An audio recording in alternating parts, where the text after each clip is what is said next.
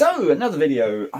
Today we're going to talk about the Z8. I want to give you it's about a 5 or 6 month review. I've done, I think it's 26, 27 weddings with the Z8 and 24,000 shots. And just to give you an idea of how that sort of fits in, the Z6 II, I've done 53,000 shots. The Z5, which I've got rid of a while back, I did 42,000 shots, and the D780 that I've got here, I've done 48,000 shots. So it's I haven't done that many shots with it actually compared to some of the other cameras, but it's given me a chance to really get to know it in a wedding environment. And if you're not a wedding photographer, probably doesn't matter, because weddings are such a variety of different things that I shoot, that hopefully you'll find this quick review of some use. If you're thinking of getting the Z8, if you're not, whatever. Right, let me tell you first of all what I don't like about it, because that's going to be quite short. Let's get that out of the way. I don't like the sound. It's minor, but it actually does make a difference. I mean, the sound of the 780 is a typical DSLR, you know, clunk click. The Z6 is my favourite, because it's a nice little. Oh, sorry, it's trying to take about a 15-second exposure. Right, it's a nice click. It's a bit like a Fuji. I've had several Fuji cameras just to play around with, and they've got a nice, it's just a nice click. This thing, the Z8, is a funny sort of sharp, rattly, I don't know. I don't like it. Please, Nikon, come up with some decent camera sounds. Very, very minor point, I know, but there you go. I don't like the fact that on these guys, which are not professional cameras, the 780, I think the 780 they called it a semi-professional. The Z6 II, I think they call it professional, but anyway, it's got the mode dial on top, and in amongst that you've got U1, U2, U3. Have we got U3 or 4? Yeah, U3. Which means I can save in those user settings the exact settings I want the camera to have. So, for instance, U1 is manual. So if I put my my old AIS lens on manual focus, the camera completely changes. It changes to black and white, it changes to manual focus, focus peaking is turned on, the button at the back here is no longer back button focus, it's a zoom button. It's a completely different camera. Just by doing that, switch it round, it's a different camera. Another, I've got another one for flash. U3 is for flash photography. Instant. This thing, the professional type of cameras, has got the menu banks.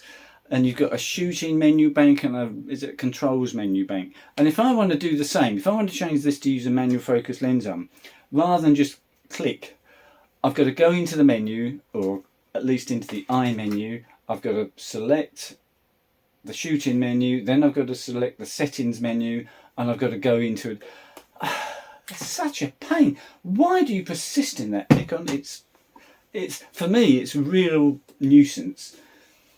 And it's so much easier on the other two cameras. So that's that thing. So the noise, the U1, U2, 3, and I think that's about it. So that's over with. All the rest is good.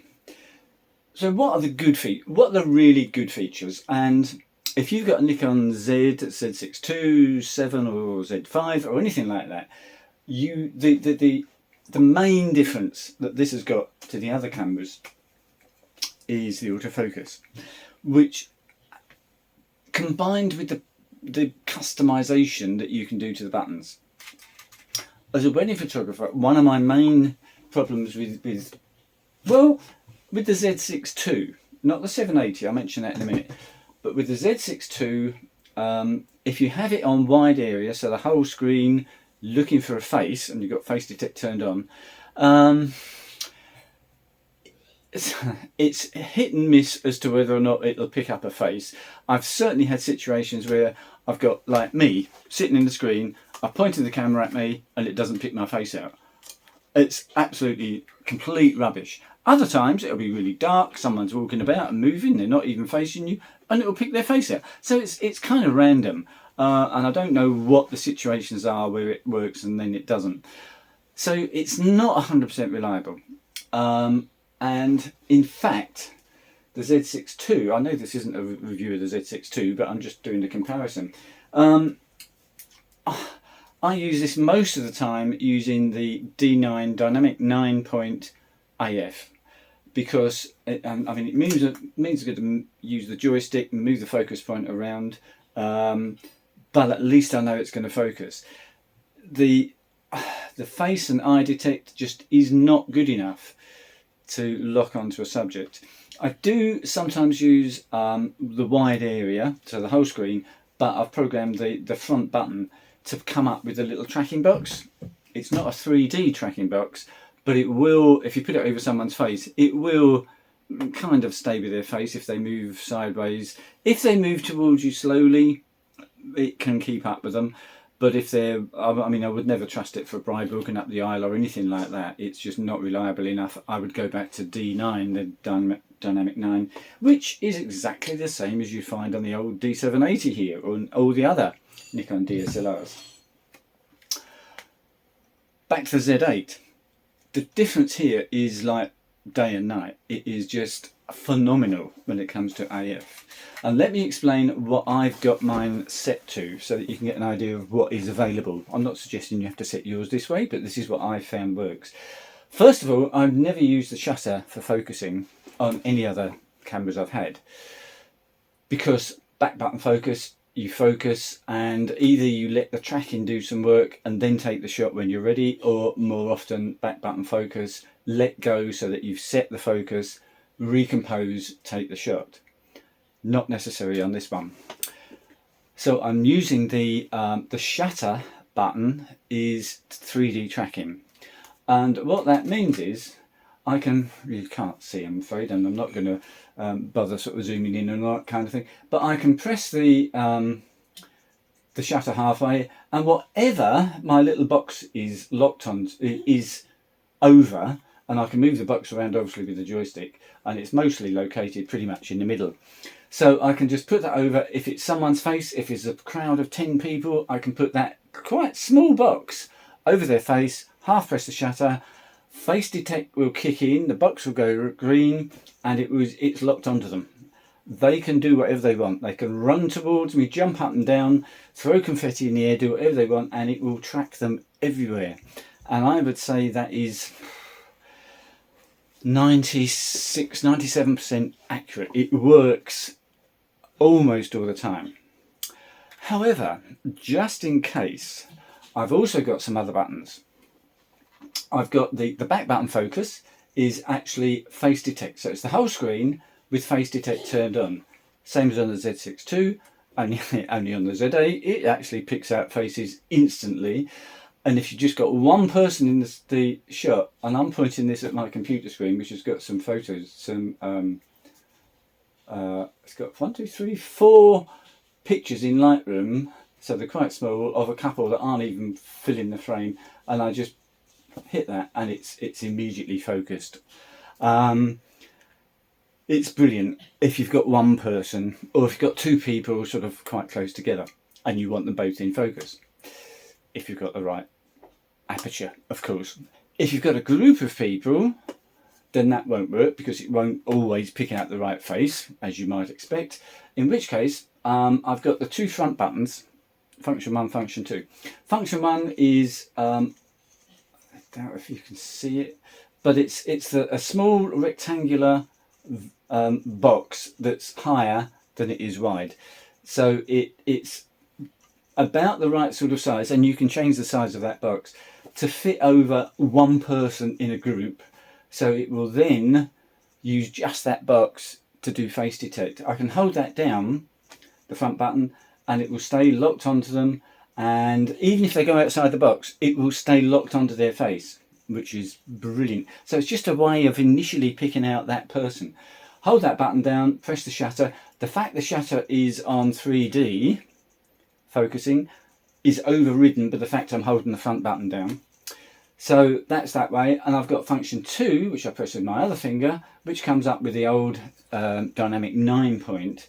So if I want to focus on the rings or the flowers instead of someone's face, it's a way of immediately turning off face and eye autofocus, and obviously I can hold that down, I can move that around the screen to wherever I want if I want to get the composition, or just hold that down and take the shot, obviously. And again, the fact I'm holding that button down overrides the 3D tracking.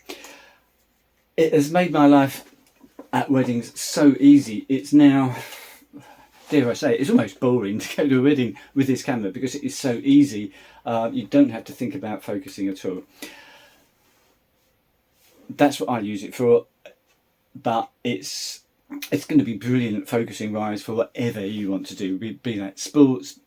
Birds, I'm told, I don't photograph birds, but I'm told that it probably needs an update to be as good as the Z9 at bird photography. That is allegedly coming early next year. It's November 2023, so in just maybe a couple of months we'll get that update.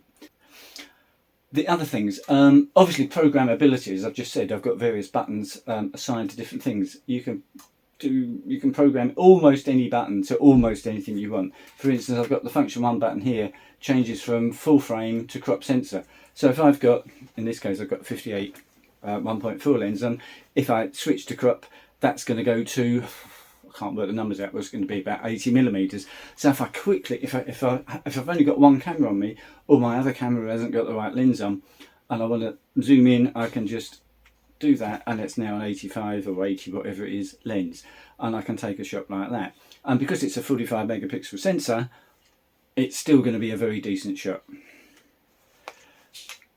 White balance I found is extremely good. I get to photograph things in some very weird lighting, first arts and that kind of thing, and it comes out from the camera really close to what you want, and if it doesn't, it's only a small tweak in Lightroom to get the white balance to be pretty well perfect. Exposure, likewise. I used to use spot metering to try and get the exposure exactly as I wanted it. On this, I just leave it on matrix metering, and it just assesses the scene, and again it's within half a stop of where I would want it to be perfect all the time. It's fast compared to the Z6 II. So let me just show you. If I turn the Z6 II on now, didn't take that long for the screen to come up, but if I do the same with the Z8 now, it's a little bit quicker. But the biggest difference is when it goes into standby. On the Z6 II, it goes into standby, I don't know, it seems to take like twice as long as if you turned it off and turned it back on again. It really does take a time to come back on again sometimes. The Z8 is almost as quick as a DSLR. It's quicker than when you've turned it off and back on again. It really is quick. And things like when you take a shot and you want to see the image review, that's a lot more snappy, and it just feels much more like a DSLR. The sort of whatever it is, what is it, 30 frames a second it can shoot? I've never used anything more than, I think 20 I've used once or twice for like throwing the bouquet and that confetti, that kind of thing, and some fireworks as well. Absolutely amazing. No blackout on the screen. You just see what you're shooting all the time. There's no sort of shutter or mirror or anything to get in the way. Makes life very easy indeed. So all round, I know it's a lot of money. It's £4,000 or $4,000. That is a heck of a lot of camera for that. Oh, battery life, better than the Z6 II. I have, at one wedding, I think got around about 950 shots before I needed to change the battery. More typically, it's in the sort of 650, 700 range. So this is a combination of mostly single shots, batteries left on, I let it go into standby. I do have the rear screen turned off, which of course you can just press the side button and that will go into prioritise viewfinder, which does save a bit of time, a bit of battery. I don't have image review on, saves a bit of battery. airplane mode is turned on, which I'm told saves some battery. I haven't really played around with that too much. I'm sure it doesn't make much difference whatever you do. So battery life is pretty stunning as well. For flash photography, again, all of these cameras, in fact the D780 is absolutely excellent on flash, I find. I just put it into aperture priority, pop the flash on, probably exposure compensation down a third of a stop, just a tiny bit sort of darken the ambient light, and it shoots brilliantly. The Z8 is just as good. It's better, a tiny bit better than the Z6 II. Again, pop a flash on, aperture priority, shoot away, and it just does what you want it to do. So yeah, absolutely brilliant, overjoyed, very happy with the Z8 indeed. My only gripe, and let me just have a little bit of a whinge and a rant, is Nikon's lenses. You'll notice I've actually got the 58 f-mount 1.4 lens on there. Obviously my D780's got an f-mount lens on, and I've got a 35 Z mount lens on the Z6 II. I've got the 24, 35, 50 and 85 Z mount lenses, and I'm not 100% sold on. Why are they that shape? I don't like this tube look. I guess it's the new design. I much prefer the sort of slightly more dumpy, this is an 85, f-mount sort of shaped lenses, which Sony still have quite dumpy-ish kind of lenses, certainly for anything under 100mm. As I say, I'm just not sold on this long tube. I don't particularly like it. I do not like the fact they're all 1.8s, even though the image quality is pretty amazing in terms of sharpness. You do sacrifice character, in my view. Obviously this is all very subjective and down to individual taste and things, but my favourite images come when I put the 58 1.4 lens on the D780. From the look, and the sharpness is damn good, providing you're not at 1.4, and the overall look is just a tiny bit better than the Z8. I think the Z lenses on the Z cameras are a bit too clinical for my liking. I like something with a little bit more character. It doesn't have to be perfect. I don't care if I've got some light fall off in the corners, or it's lost, sharpness in the corners. It really doesn't matter to me. In fact, I want that. And if it's not there, I just add it in Lightroom anyway. So that's my only gripe. They've gone away from their philosophy with the DSLRs, where they had 1.8 lenses. I'm talking prime lenses. 1.8 lenses were for enthusiasts, and were reasonably priced and reasonably sized and small and light-ish lenses. And then they had the 1.4 range, which was for professionals, which were a bit heavier, a bit bigger, and probably twice the price, but still cheaper than the professional 1.2 lenses that they're now coming up with. I've got to use 1.8 lenses. They don't make 1.4 Z lenses. I don't want 1.2 lenses. They are way too big, way too heavy, and way too expensive to have 4 of these. I mean, 4 of these, we're talking 10 grand just for lenses. It's crazy. Hence why I've still got my 1.4G lens. My goodness, that's dirty. I'll have to clean that in a minute. Sorry, just noticed it's disgusting on the front of that lens. So that's my gripe and my slight rant at Nikon's way forward for their Z cameras. And I'm still waiting to see what the 35 1.2 lens comes out like. If it's a bit bigger than the 35 1.8, brilliant. And I will spend the money on one 1.2 lens, providing, as I say, it's not too big. I suspect it's going to be a massive great thing, more like, well, this is a 105 f D lens, I suspect it's going to be even bigger and heavier than that.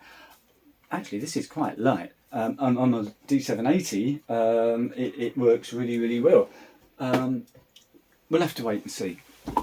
So I would have liked it if they'd have come out with the 1.8s, as maybe not quite as good as these 1.8s, but half the price, well, 2/3 the price, and then 1.4s, which were a bit bigger, a bit heavier, but nothing like the 1.2s, and 2/3 the price that they're charging for the 1.2s. For me as a wedding photographer, they just got it wrong. Just going to have to live with it, I suppose, aren't I? I mean, I think, actually looking, I think Sony have got it right with their, and in fact I've even toyed with the idea of changing to Sony. The Sony A9 II is a fantastic camera and almost equal to the Z8 in most respects, apart from its ergonomics and its menu maybe. But the lenses, I can get 24, 35, 50, 85, 1.4 lenses for half the price that I would have to pay for the professional 1.2 lenses from Nikon, and they're a nice sort of size. They're not too heavy. I could walk around with them all day long. I really don't want to have to change the Sony though, so we're going to have to live with what we've got. And what I'm hoping for now, for the future, is that the Z6 II, which, if I'm honest, normally at a wedding gets replaced with my D780. My normal setup for a wedding is a Z8 with either the 58 f-mount lens, 1.4, or the Sigma 35 1.4 art lens. That's mostly what I use on there. On here, I'll usually have the other side of things. So I've got the 85 or the 28 1.8 lens. That's what I usually shoot with. I take this with me, the Z6 II, but it doesn't get an awful lot of use, I have to say, because I just find it so, it's not as good for what I use it for as the D780. I find the D780 is still a brilliant camera. It really is. I've gone off subject. I'm sorry about that. Anyway, I've just thought of one thing that I didn't mention, the viewfinder. You read reports and reviews and it's the same spec as the Z6 II. I don't know how they've done it. It's the same spec, but the viewfinder in the Z8 is much better than the Z6 II.